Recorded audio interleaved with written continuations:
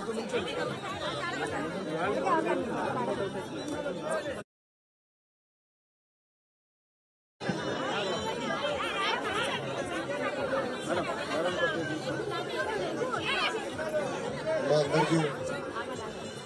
నమస్కారం. మిమ్మల్ని ప్రభుత్వం ఎట్లా వేధిస్తుంది అనేది నేను చూశాను. పాదయాత్రలో అంగన్వాడీ టీచర్స్ సంబంధించిన పెద్దలందరూ కూడా వచ్చి నాకు కలుస్తాం జరిగింది. వాళ్ళు నాకు రిప్రజెంటేషన్ కూడా ఇస్తాం జరిగింది. ఇక్కడ మిమ్మల్ని అందరినీ ఒకటే ఆలోచించమంటున్నా, 2014 నుంచి 19 మధ్యన మీకు ఏనాడు ఇబ్బంది లేకుండా ఆనాటి ముఖ్యమంత్రి బాబు గారు మీరు ఎప్పుడు వేతనాలు పెంచాలన్నా మీరు రోడ్ ఎక్కుతున్నారంటేనే జియో ఇష్యూ చేశారు. ఎందుకంటే మనందరం ఒక్కరమే, మనందరం ఆంధ్రులమే. మన సమస్యలు మనం పరిష్కరించుకోవాలి తప్ప ఏ తెల్లోడో ఢిల్లీడో చేయడు కదా. మనం కూర్చుని మన సమస్యలు పరిష్కరించుకోవాలి. మీరు సమాజంలో చాలా కీలకమైన పాత్ర వహిస్తున్నారు. నాకు 8 సంవత్సరాల బాబున్నాడు.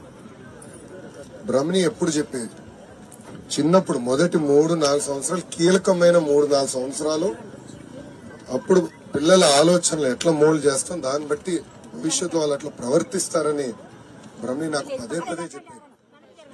అందుకే అంగన్వాడీ టీచర్లకి చాలా కీలకమైన పాత్ర సమాజంలో ఉంది. ఈ రోజు ఈ ప్రభుత్వం ఇట్లా మిమ్మల్ని వేధిస్తాం, బలవంతం ఓపెన్ చేస్తాం, ధర్నా కూర్చుంటే కేసులు పెడతాం, చాలా చాలా బాధాకరం. అన్ని సమస్యలు ఒకేసారి పరిష్కారం అవు, కానీ 1-2 అవసరమైతే 10 సార్లు కూర్చుని మన సమస్యలు మనం పరిష్కరించుకోవాలి తప్ప ఇట్లా అందరూ రోడ్డెక్కే పరిస్థితి రాకుండా చూసుకోవాల్సిన బాధ్యత ప్రభుత్వాల పైన ఉంది. ఆనాడు బాబు గారి వేతనాలే తప్ప మళ్ళీ పెరగలేదు. ఆనాడు పక్క రాష్ట్రాలతో పోటీ పడి ఉండేది మన వేతనాలు. కానీ గత 5 సంవత్సరాలు ఈ ప్రభుత్వం పెంచలేదు. నిత్యావసర సరుకుల ధరలన్నీ పెరిగినాయి, అన్ని ధరలు పెరిగినాయి. ఈ రోజు బతికే పరిస్థితి లేకుండా పోయింది. తప్పనిసరిగా మీ డిమాండ్లు అనేది న్యాయపరమైన డిమాండ్లు, అది మన ప్రభుత్వం అధికారులకు వచ్చిన వెంటనే పరిష్కరిస్తామని సభాముఖంగా నేను హామీ ఇస్తున్నాను. రెండో విషయం తల్లి, మీ పైన కేసులు పెడతాం చాలా చాలా బాధాకరం. అదే మాకు స్టార్టింగ్ నాకు తెలుసమ్మా. ఎందుకంటే నేను ఇప్పటికీ 3-4 సంఘ పెద్దలు వచ్చినా కలిశారు. పాదయాత్రలో గత 3 రోజులుగా నన్ను కలుస్తున్నారు. ఇట్లా కేసులు పెడుతున్నారు, నా దృష్టికి తీసుకొచ్చారు. ఓపిక పట్టుదల 3 నెలలు మన ప్రభుత్వం వస్తుంది, కేసులన్నీ ఎత్తేస్తాం, ఏం మర్యాద. ఓకేమా?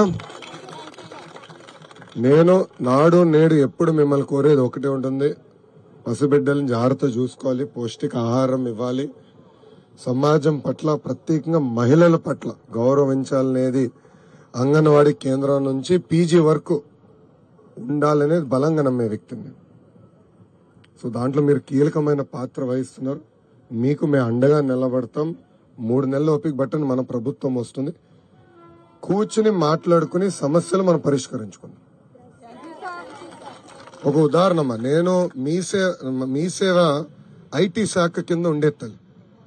ఆనాడు మీ సేవ ఆపరేటర్లు ఈమెయిల్ పెట్టారు తల్లి నాకు, అన్న మాకు ఈ సమస్యని చెయ్యకపోతే మేము సమ్మకి వెళ్తాం. కానీ ఎందుకే మీకు ఏంది, రాండి ఐటీ సెక్రటరీ గారు కూర్చుంటారు, కూర్చుని మన సమస్యలు మనం పరిష్కరిస్తామని 2 రోజులు పరిష్కరించాం.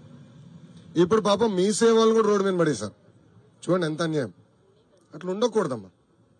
ఎందుకంటే తరతరాలుగా మీరు పనిచేస్తున్నారు, కీలకమైన పాత్ర మీరు కానీ మీ సేవ ఆపరేటర్లు కానీ అందరు కీలకమైన పాత్ర వహిస్తున్నారు. కానీ ఈ రోజు కావాలని మిమ్మల్ని వేధిస్తున్నారు, ఇది సరికాదు. మీకు అండగా నిలబడుతుంది తెలుగుదేశం పార్టీని సభాముఖంగా నేను హామీ ఇస్తాను. ఓకేనమ్మా? నేను వెళ్ళొస్తాను. అమ్మా ఎవరమ్మా? మీరమ్మా ఆడతారు. మన నియోజకవర్గం నుంచి మన లోకేష్ అన్న మనకి మంచిగానే చాలా సానుకూలంగా స్పందిస్తున్నారు. ఈ మాట ప్రభుత్వం వచ్చిన తర్వాత కూడా నిలబెట్టుకుంటారని మేము ఎంత ఎదురు చూస్తూ ఉంటాము. తర్వాత ఈ రోజు అమ్మ ధరలు ఎంత పెరిగాయో మనందరికీ తెలుసు. పెరుగుతున్న ధరలకు అనుకూలంగా ఈ రోజు మనం జీతాలు పెంచమంటున్నాం. ఒక ఎమ్మెల్యేని గానీ ఒక ఎంపీని గానీ 11,500తో ఒక్క రోజు గడపమనండి, చూద్దాం. మనం మాటికి రోడ్లు ఎక్కుతున్నాం, కానీ రోడ్లు ఎక్కడమే కనిపిస్తుంది. అంగన్వాడీలు ఎప్పుడు ధర్నాలే కానీ పైనుంచి మనకి ఎలాంటి సానుకూలమైన స్పందన కూడా మనకి లేదు. ఈ రోజు మనకి జీతాలు పెంచమని ఎందుకు రోడ్లు ఎక్కితే మన పిల్లల్ని వదులుకొని, భర్తల్ని వదులుకొని, సెంటర్ని వదులుకొని, బాధ్యతలు వదులుకొని రోడ్డు ఎందుకు ఎక్కాం? ఈ రోజు మనకి ఆ వచ్చే జీతానికి మన బిడ్డలకి సరైన విద్య అందించుకోలేకపోతున్నాం, సరైన ఆరోగ్యం అందించుకోలేకపోతున్నాం. ఇన్ని విధాలుగా మనం సఫర్ అయ్యి రోడ్ ఎక్కితే మళ్ళీ ఎక్కడికక్కడ ఖండించడం, ఎక్కడికక్కడికి జైలు పాలు చేయడం, ఎక్కడికక్కడికి పోలీస్ స్టేషన్ లో పెట్టడం, నిర్బంధించడం. తర్వాత ఈ రోజు సుప్రీంకోర్టు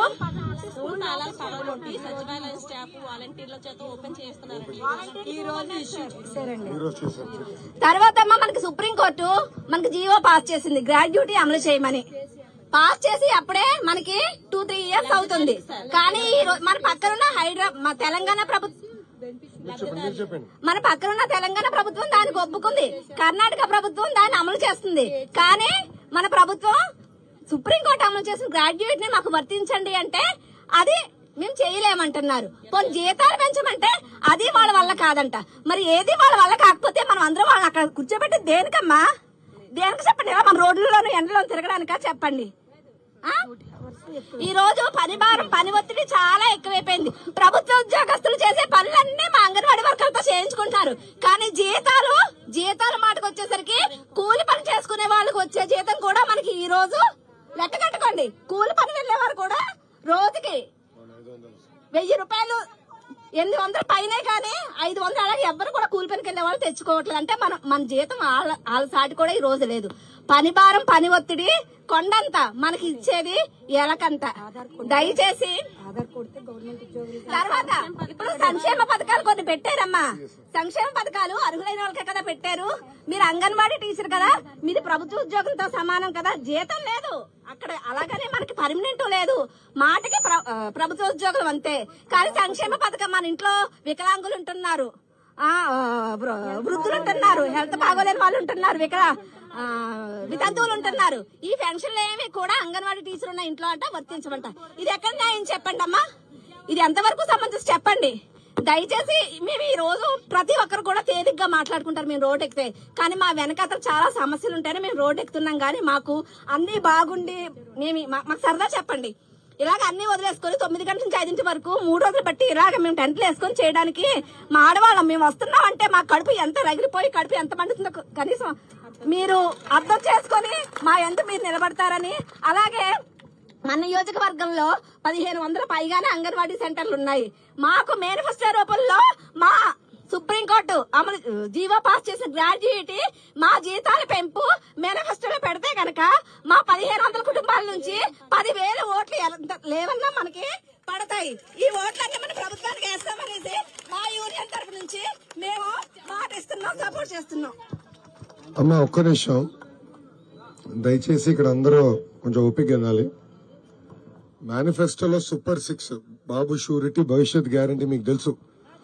ఊరూరు మనోళ్ళు తిరుగుతున్నారు, తెలుగుదేశం పార్టీ, జనసేన పార్టీలు కలిసి తిరుగుతున్నారు, బాండ్లు ఇస్తున్నారు గడప గడపకి వచ్చి వివరాలు సేకరించి. అంటే ఇంతమంది రైతులున్నారా, నిరుద్యోగులున్నారా, అది తెలుగుదేశం పార్టీ మేనిఫెస్టో అమ్మా. ఇది అష్యూరెన్స్. నేను చెప్తున్నా, అందరు రికార్డ్ చేసుకుంటున్నారు కదా, ఎక్కడ పోతా నేను పరదాలు పరదాలు కట్టుకుని తిరగాలన్న ఆలోచన నాకు లేదు కదా. ఆనాడు అంగన్వాడీ జీతాలు పెంచుతాను మేము మేనిఫెస్టోలో పెట్టలా, కానీ పెంచినాం కదా, అవునా కాదా తల్లి? అవసరమైన సరుకులు సకాలంగా అందించే వాళ్ళం. నేను పంచాయతీరాజ్ గ్రామీణాభివృద్ధి శాఖ మంత్రి ఉన్నప్పుడు అంగన్వాడీ భవనాలు కట్టాలని యుద్ధ ప్రాతిపదికంగా ఆనాడు పాపం పంచాయతీరాజ్ సిబ్బంది ద్వారా కట్టించాం కదా. అవన్నీ మేము మేనిఫెస్టోలో పెట్టామా? లేదు. మీరు చాలా కీలకమైన పాత్ర సమాజంలో వహిస్తున్నారు, దాంట్లో ఎలాంటి సందేహం లేదు. మీకు మేము అండగా నిలబడతామని నేను హామీ ఇస్తున్నాను. మీరు మళ్ళీ రోడ్ ఎక్కకుండా చేసే బాధ్యత మేము తీసుకుంటాం తల్లి. ఓకేనమ్మా? థ్యాంక్ యూ అమ్మా. ఏమనుకోదు, పట్నంకి వెళ్ళాలి. ఓకేమ్మా, థ్యాంక్ యూ.